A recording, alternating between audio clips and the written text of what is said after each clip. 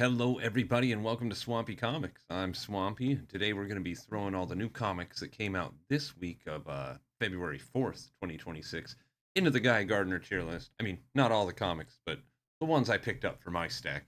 So yeah, let's see. It's a pretty DC heavy week. So, again, apologies to all the Marvel watchers out there. I promise we'll be back with it next week. It was just there wasn't anything that I buy usually coming out this week for Marvel, and I didn't want to shoehorn myself into a series because there's been a few times when I've done that, and it just didn't feel like I was giving the series a fair shot. But so we'll come back later, and Marvel's about to be rebooting so much, so we're going to be seeing a lot more of that in my stack in the coming future months. But for right now, pretty DC heavy week, and let's just get right into it. Our first book of the week is Absolute Green Lantern number 11. This, of course, is written by Al Ewing, with art and colors by Janoy Lindsay and letters by Lucas Gattoni. And man, Janoy Lindsay coming back to the series real strong with this issue. I thoroughly enjoyed this. I thought it was paced extremely well. I mean, we kind of find out officially that Cameron Chase and Kari Limbo and Simon Baz are on the outs with the DEO right now, and for helping out Joe Mullane and the DEO, of course, having its strings pulled by one Hector Hammond. It seems like yeah, there's just a lot going on. As our friendly heroes back at Cameron's apartment are trying to figure out what's going on by using Kari Limbo and her psychic abilities to look into the ring. They get attacked by Obsidian. Obsidian being controlled by none other than Hector Hammond, wearing the Mento device that we saw taken by Goldface a few issues back. And god damn, I mean, everything's just coming together. I really this this series started out so slow and was taking its time, and I'm so glad that it did because what we got here is questions that are answered with more questions in the best way possible, and just month to month, it just gets better and better, and I can't wait. Not only that, but the cover here is actually the cliffhanger. We don't see Tomar Ray really until the end. Well, we do get a page one kind of be without fear monologue that we've been getting throughout a lot of these issues from the perspective of a very pissed off Tomar Ray. So it should be interesting to see what him embodying the red light means in this universe. And it seems like he's full of rage and whatnot, but Guy Gardner is just completely chill in Oa, being filled with the red light. And I love the shout out to Guy Gardner Warrior, showing him the little blue markings on him, kind of brings back like you know um, flavors of his Warrior run in the '90s, and I really noticed and loved that. Um, but yeah, this book is really good. I really enjoyed this. We're gonna give it yeah, we'll throw it in the A tier this week. Yeah. Next up, another Absolute book, Absolute Superman number 16. It's written by Jason Aaron with art and colors by Juan Ferreira and letters by Becca Carey. And in this issue, we have Clark having his first conversations with Hawkman, and very quickly his first fight with Hawkman in the Absolute universe. And not only that, but we learn a little bit about where this Hawkman came from, all while name dropping Teth Adam, aka Black Adam. So, I mean, things are just starting off really. I just love how they're linking everything together in an organic and logical way. But yeah, this issue was damn near perfect. I thought it was so good. The characterization that we're getting from Absolute Hawkman was so good. I love who Kal-El is right now. He just can't stop helping people. He can't even hold a conversation without having to go save a plane from crashing or whatnot. Like, uh, really cool characterization of him, and even cooler characterization of Hawkman. Having no patience for him and kind of telling him, "Hey, kid, there's like powers in this world that like run things, and you probably do better just to like give in and work with them." Um, which is of course what he did, the big old sellout. Uh, but yeah, I love the whole dynamic between these two throughout this entire issue. It's really great, and seeing them trade punches was really fulfilling and really cool. We get a little bit from Lois Lane and her going to start her job at the Daily Planet, which has since moved out of its iconic headquarters and is just in some crappy building. She finds out because she's meeting Perry White as he's leaving after being fired from the Daily Planet. So already we're off to a different start here. Um, in regards to Lois getting into journalism and the people who she will be surrounded with. So that's pretty cool. But then the real big kicker is this issue ends with Brainiac kind of disguising himself as mainline DC Lex Luthor, basically, to talk to this absolute Lex Luthor who seems to be a happy man who has a family and a life that he's really proud of and is just low key living on a farm in Kansas. And well, Brainiac knows the potential that somebody like Lex Luthor has, and he can't abide by this. And after being having his offer refused multiple times, he decides to take matters into his own hands, with those hands being chainsaws. And that's what we're left with it in this issue. We shall see where it goes, but oh man, this was just great. I love this. This is one of the definitely one of the best issues of this series so far. Um, if not the best. I mean, this might be the best issue of this series so far. I loved it. I loved every moment of it, and Juan Ferreira's just killing it on the art. Yeah, there's nowhere to go but S tier for that, man. Like, talk about a near perfect issue of a comic. Good stuff. Next up, Batman #6, written by Matt Fraction, art and letters by Jorge Jimenez, with letters also by Clayton Cowles and colors by Tamu Mori. Uh, yeah, we kind of pick up where with Bruce and Annika Zeller kind of awkwardly sitting after their date went horribly at the hands of a bunch of ninjas, and not only that, but Damian Wayne accidentally calling Bruce dad in front of her. So there is somebody who knows the secret identity of Damian Wayne, and when we find out who Annika's working with at the end of this issue, yeah, that's not going to be good. That can't add up to anything good. Because of course, her main kind of project for this rehabilitation, criminal rehabilitation bend that she's been on lately is the Joker. And oh man, has he seen better days? But before that, I mean, we get a lot of world building within the current goings on with Gotham. um, we have the various members of the crime families reacting to what the Minotaur did to them in order to control them. They're all handling it with various degrees of stoicism or wrath. Um, we have Hugo Strange getting word of this and deciding to act out and sending a bunch of his monster men on the city, providing the action for this issue with its action via that. Um, yeah, this was great. I loved it. A lot of touching moments. Bruce having to be a straight up dad to Damien. Tim Drake realizing he needs to step back from the cowl if he wants to maintain any semblance of his normal life. Something that Bruce has never been able to do. So shout out to Tim for having the guts to do that.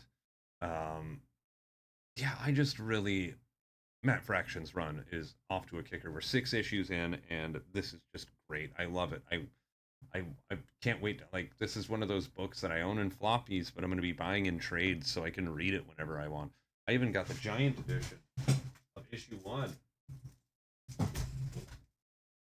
and I love reading it in this format. Like, I'm so glad that they didn't release the whole series in giant, because I would have been I'd be going broke buying it in format. But yeah, I mean, God, Fractions Batman. This is great. I'm having so much fun, and I feel like I'm being introduced to new villains along with old ones that I'm not familiar with, like in Hugo Strange or Anarchy a few issues ago, and feeling like I'm right at home with them. Feeling like yeah, I'm a Gothamite and I know of these. I just, yeah, yeah, I'm getting tongue tied because I'm just so pleased with this run. Although it wasn't the most perfect issue. I would guess, it was spinning a lot of plates. We were dealing with the Annika story, Damien, Tim, the Hugo Strange stuff, um, Annika working, the Annika Bruce story, and then Annika working in Arkham, along with a little bit of Harvey Bullock and Huston Gray. Um, and yeah, so we're spinning a lot of plates. I kind of wish maybe we would have split some of this up into, you know, you could spread it out and put a little more meat on some of these story bones. But I mean, I'm just honestly being nitpicky and explaining why it just didn't get S tier is all, because it's an A tier comic for sure. I mean, absolutely fantastic issue, without a doubt. Next up, we have the most controversial book of the week, DCKO Boss Battle #1. This is written by, or it says written here on League, but in the book it says script by Jeremy Adams, which makes me think he just kind of put the words to what he was being told was needed to happen in the comic, and so a lot of this I don't think is his idea. But art by Carmine DGM Domenico and Ronan Cliquette, along with Kieran McCown and Pablo M. Collar. Colors by Hi-Fi, letters by Tom Napolitano. And yeah, I see a lot of people getting online getting bent out of shape over this, which is just the wrong attitude to have.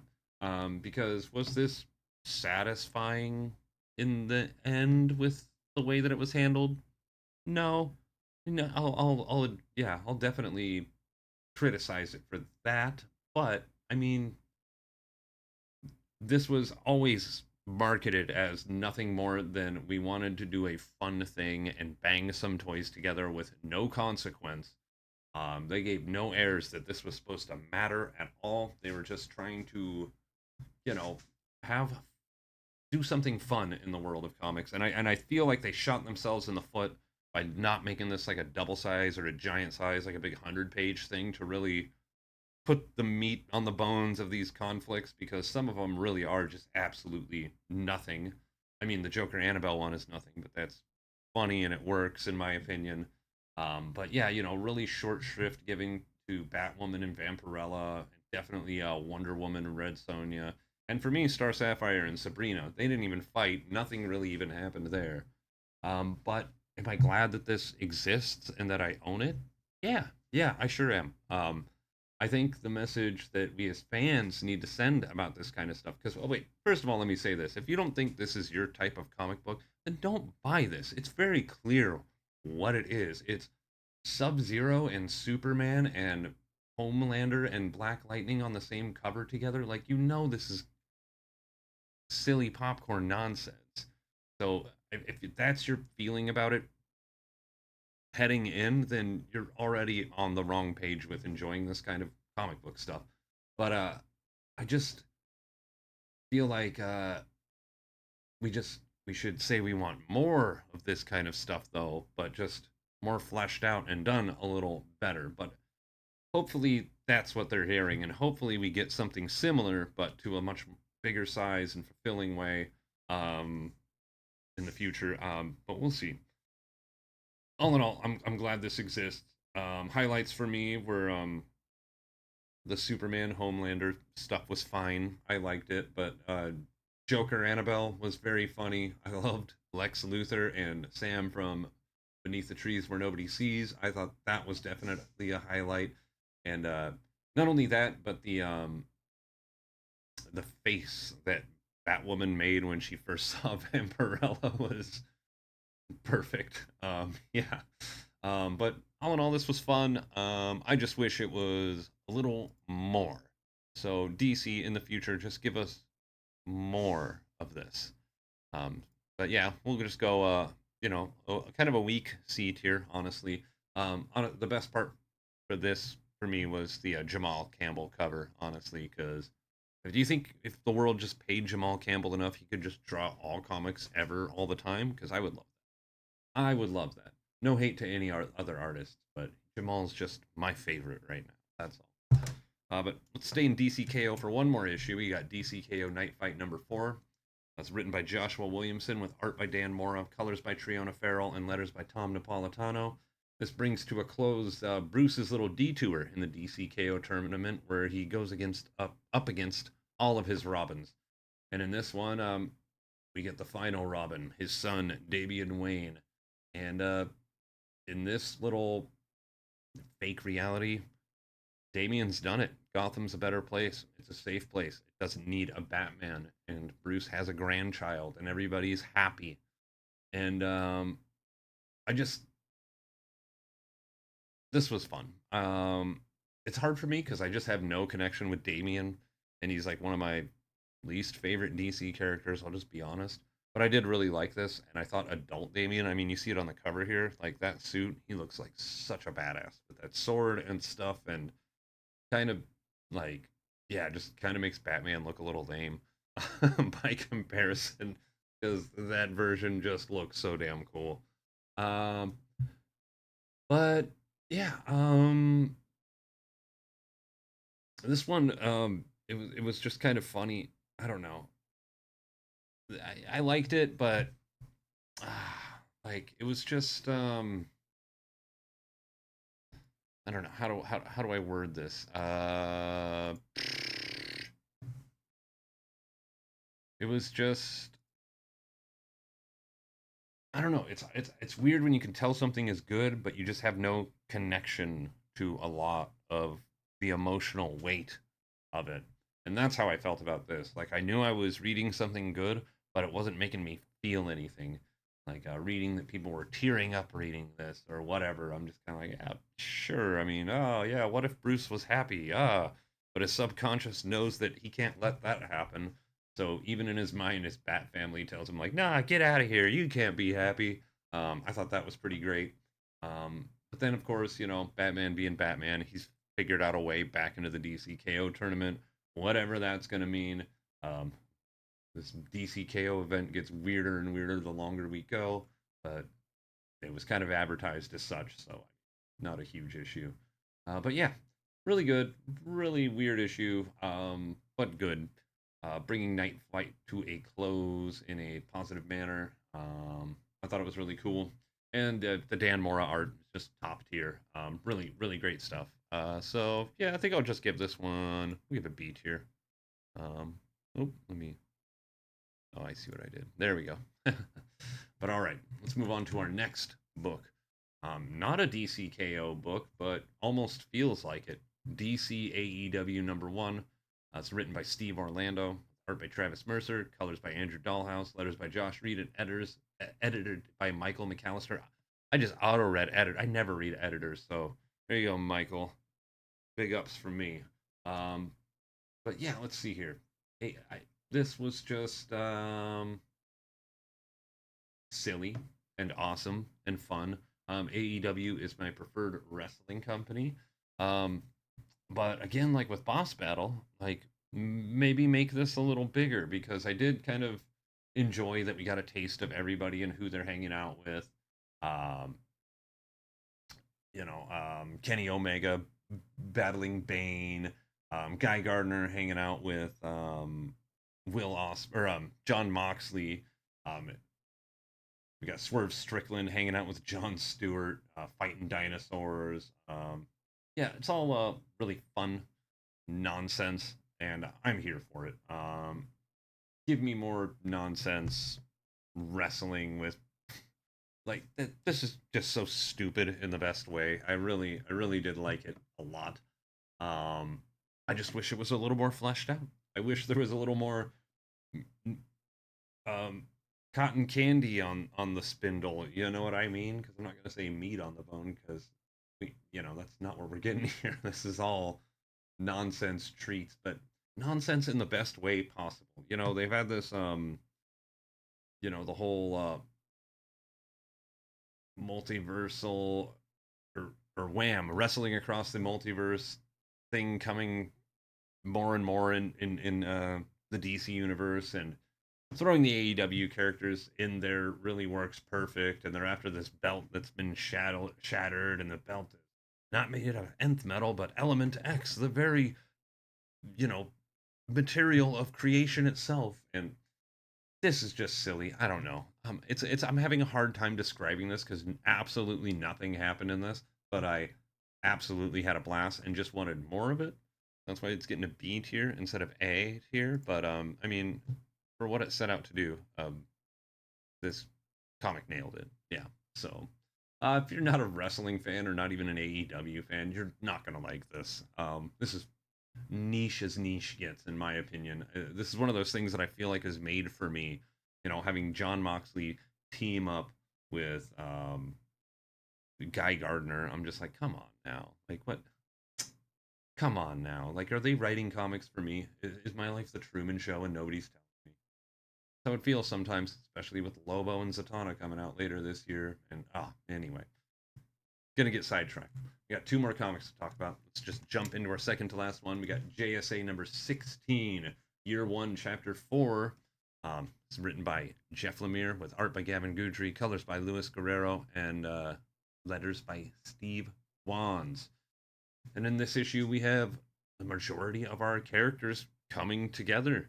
Um, People falling on Starco and this strip in Gotham, airstrip in Gotham, all for a bunch of big fights and bickering with people that don't really know each other that well. And I just love this. Give me World War II heroes. Give me them coming together to fight some Nazis and the surrounding supervillain organizations that are a part of them. Um, I love all of this. I love that I'm really interested in some of these heroes that I still feel like I know nothing about, like Our Man or the original Adam. But then we have, or Thunderbolt and Johnny Thunder for that matter. But then we have like villains like Cyclotron, Sports Master, Satana, and now the Ultra Humanite. People who I've barely heard about, but I'm super interested to see where they fit into the DC lore of yesterday. And like, I'm in love with this. This is great. Like, I'm so glad. Like, this is right up there with GI Joe. Like, two books I picked up randomly that started events, and I was like, let's throw something different on the stack, and I'm hooked. So yeah, really, really, really high on this. I can't wait till it's out in trade. This is one of those ones that just gonna be buying for people as a present because yeah, this is just fantastic. Whoops. That was supposed to be S tier. There we go. There we go. Yeah, S tier for JSA. Um, and then for our last book of the week, we got Synthetics, Volume 1, Issue 4 of 4, bringing a close to the first story arc of this brand new cyberpunk series. This is written by the legendary J. Michael Straczynski with art by Tony Parker, colors by Kerry Strachan, and letters by Steve Dutro. And holy crap. Uh, I got to admit, like, I read the first issue of this, liked it. Over the last couple of days, I read issues 2 and 3 and felt a little lost. Then I read this issue, and this was one of the most action packed and evenly, like, fast paced comics I've read in a while. This was so damn good on every level, and everything really just clicked into place as I was reading this last issue. And I can't wait to go back on a reread of these four. And I really can't wait for volume two. I think that Straczynski's really hit on something cool here. Um, a lot of these cyberpunk ideas and tropes could be considered maybe not the most original, but it doesn't feel derivative in any way, shape, or form. The whole we're making artificial humans, and there's a grizzled detective, and the people in the streets are going crazy. It's all the dystopian, futuristic sci-fi check boxes, but they feel just so fresh, and it just works on every conceivable level. Yeah, there's nowhere else to put this but in S tier. I mean, this was just fantastic. Let's just go a step further and tell you right now, this is my pick of the week. It was almost Absolute Superman, and before Absolute Superman, it was almost JSA. But this really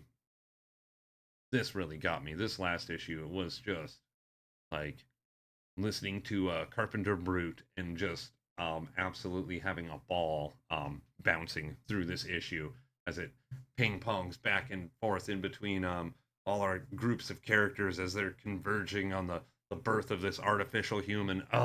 So good, so good. I can't recommend this series enough. Really great stuff.